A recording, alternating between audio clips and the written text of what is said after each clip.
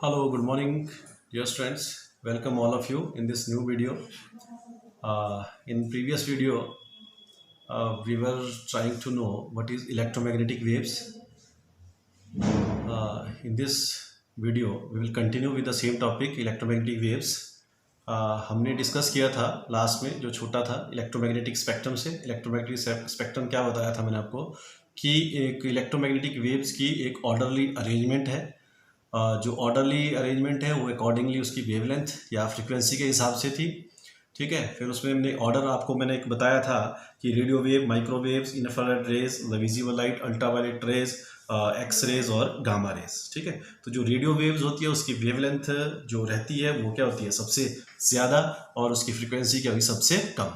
और सबसे कम जो वेवलेंथ होती है वो किसकी हुई, गामा रेज की। ठीक है, उसके बाद मैंने बोला था कि एग्जाम में इसके 2 मार्क्स के क्वेश्चन पूछे जाते हैं।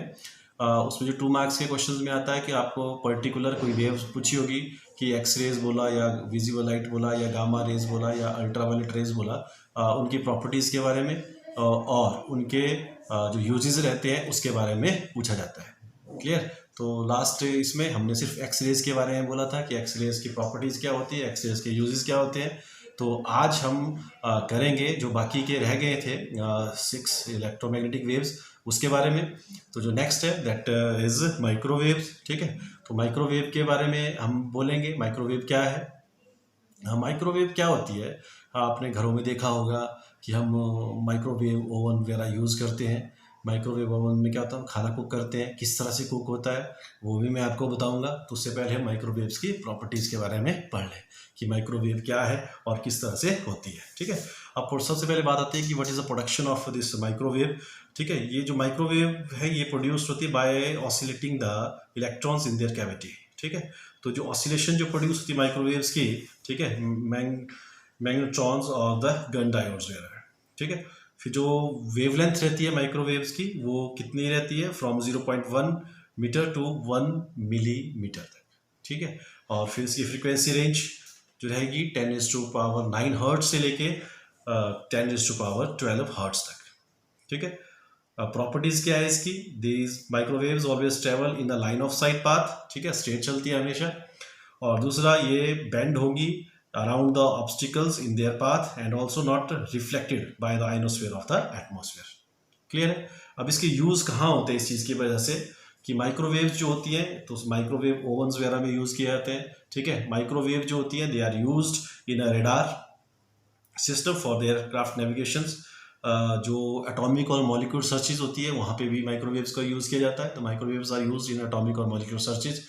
उसके बाद जो माइक्रोवेव्स रहती है दे कॉजेज द वाटर और फैट मॉलिक्यूल्स टू वाइब्रेट। ठीक है, जिसकी वजह से जो माइक्रोवेव्स ओवन्स होते हैं वो वर्क करते हैं, खाना बनते हैं, गर्म खाना कुक करते हैं, खाना गर्म किया जाता है, वो होता है। अब क्यों होता है, किस तरह से होता है, वो मैं आपको बाद में बताता हूँ। माइक्रोवेव जो होते हैं कम्युनिकेशन सिस्टम में यूज़ किए जाते हैं। माइक्रोवेव्स का जो यूज़ होता है they are use the weather forecasting में यूज़ किया जाता है। माइक्रोवेव के जो यूज़ होते हैं जैसे the speed guns use the microwaves. ठीक है, टू जो ऑटोमोबाइल की स्पीड वगैरह होती है उसको मेजर करने के लिए इसको यूज़ किया जाता है। ठीक है, अब मैंने आपको बोला था कि माइक्रोवेव्स को माइक्रो ओवन्स में, या how the food is cooked in microwaves. ठीक है, कैसे बनता है खाना। अब खाना बनाते हैं, पानी उसमें पड़ा होता है, वाटर उसमें डालते हैं। जो वाटर्स होते हैं these are the polar molecules. तो वो they will act as a, ठीक है, जो वाटर मॉलिक्यूल्स होते हैं ना, फूड में जो वाटर था वो they will up polar molecules. ठीक है, they will act as electric dipoles, और ये डाइपोल अलाइन होंगे along the direction of applied electric field. ठीक है, और जब इलेक्ट्रिक फील्ड क्या करेगी इसको, the electric field made these dipoles to oscillate. ठीक है, जब वो ऑसिलेट करेंगे, ऑसिलेट करके जो वाटर मॉलिक्यूल्स भी ऑसिलेट करेंगे, और जो उस ऑसिलेशन में जो फ्रीक्वेंसी ऑफ इलेक्ट्रोमैग्नेटिक ऑसिलेशंस होती है they will match the natural frequency of the water molecules. ठीक है, आई बात समझे। तो क्या होता है वहाँ पे, रेजोनेंस टेक्स प्लेस, और जो ऑसिलेटिंग वाटर मॉलिक्यूल्स थे जो impart thermal motions to the surrounding of the food or vegetables, and so the food or vegetables are heated up and we cook the food like this. Clear है? तो ये था microwaves के बारे में। उसके बाद आता है रेडियो वेव्स। रेडियो वेव्स जो होती है रैपिडली चेंज होती है, या produced by rapidly change in electric current in LC oscillations. और इसकी रेंज 500 किलो हर्ट्ज से लेके 1000 मेगा हर्ट्ज तक होता है। वेवलेंथ की रेंज जो होती है रेडियो वेव्स की 0.3 मीटर से लेके 600 मीटर तक होती है।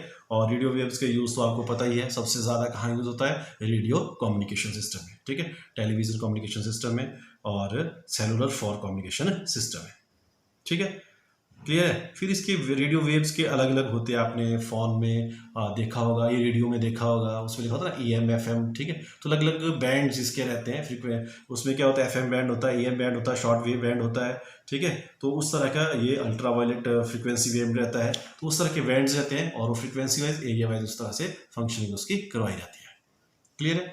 उसके बाद हम बात करते हैं इंफ्रारेड वेव्स की। इंफ्रारेड वेव्स कैसे प्रोड्यूस होती है, they are produce by the vibrations of atoms and molecules, ठीक है। फिर जो हॉट बॉडीज जो होती है वो रेडिएट करेगी इंफ्रारेड रेज और उनको हम क्या बोलते हैं, हीट वेव्स भी बोलते हैं, ठीक है। बाकी इंफ्रारेड रेज का जो रहेगा वेवलेंथ, जो रेंज रहेगी वो कितनी होती है, 1 नैनोमीटर से 700 नैनोमीटर तक, और फ्रीक्वेंसी रेंज रहेगी 3.0 इंटू 10⁻11 हर्ट्ज से 4.3 इंटू 10⁻14 हर्ट्ज तक, क्लियर है। उसके बाद इसके यूजेस करते हैं, तो ये क्या होता है कि infrared they are use to detectors by the earth satellite to observe the activities on the earth, ठीक है। इंफ्रारेड लैंप्स यूज किया जाता है for treat the muscular pains, they are use in revealing the secret writings on the ancient walls, ठीक है। फिर infrared are use to by the earth satellite to observe the power of the growth of the crops, और infrared remotes are used to operate the electronic devices like TV, VCD, music, hi-fi जो रहता है उसको हम इसको use करते हैं, clear है। उसके बाद विजुअल लाइट आती है।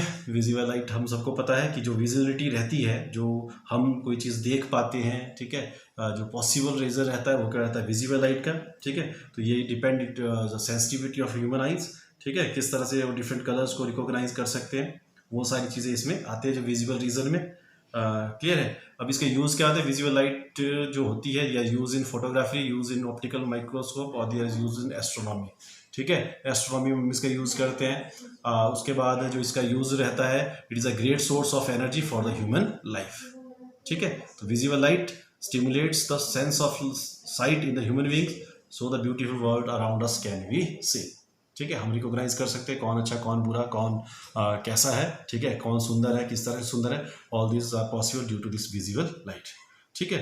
फिर आता है अल्ट्रावायलेट रेज। अल्ट्रावायलेट वेव्स आपको पता है, अल्ट्रासाउंड्स के बारे में आपने पढ़ा है, वहाँ पे जो यूज़ की जाती है wave, these are ultraviolet waves, ठीक है। प्रोडक्शन कैसे होती है, they are produced by very hot bodies and by the special lamps, the sun is most important source of ultraviolet waves, ठीक है, यूवी वेव जिसको बोलते हैं हम, ठीक है। अब इसमें क्या रहता है, हार्मफुल इफेक्ट भी होते हैं अल्ट्रावायलेट रेज के।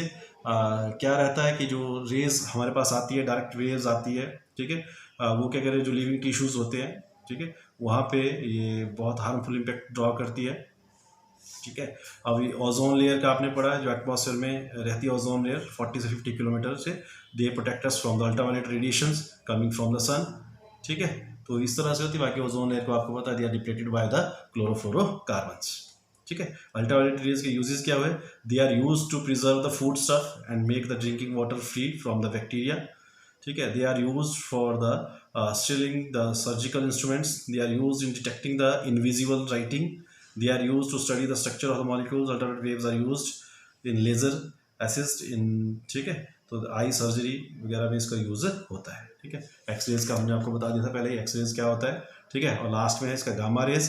तो गामा रेज की जो प्रोडक्शन रहती है, they are produced when an electron jumps from higher energy level to a lower energy level of an atom, और gamma rays also produced during the radioactive decay of the nuclei, ठीक है। और इसका जो range होती है, its wavelength range varies from 10⁻10 metre to 10⁻14 metre, और इसकी फ्रिक्वेंसी रेंज होती है that is 3.0 into 10⁻18 hertz to 3 into 10⁻22 hertz, clear है। अब इसका यूज कहाँ होता है, they are use for the treatment of cancer, they are used to examine the thick materials for the structure flaws, they are used for the food preservations, and these are used to get the valuable information about the structure of atomic nuclei, clear है।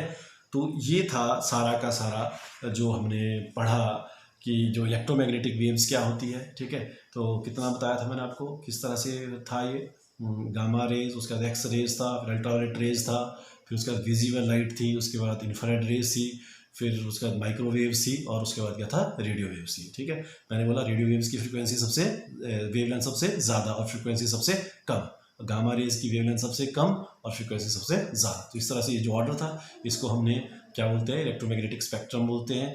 तो इसको spectrum था, और उसके बाद जो अलग अलग इनके जो वेव्स थी उसकी हमने प्रॉपर्टीज़ पढ़ी, किस तरह से प्रोड्यूस किया था और किस तरह से यूज़ किया जाता है। ठीक है, आप इसे ध्यान से पढ़िए, ये पेपर के हिसाब से और टेस्ट के हिसाब से बहुत इंपॉर्टेंट है।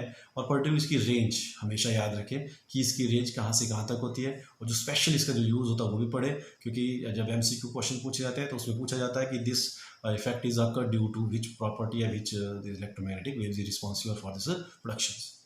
क्लियर, होपफुली आप समझे होंगे। थोड़ा ध्यान से इसे सुने, बार बार सुने, तो आपको ये ऐसे ही याद हो जाएंगे। Thank you very much.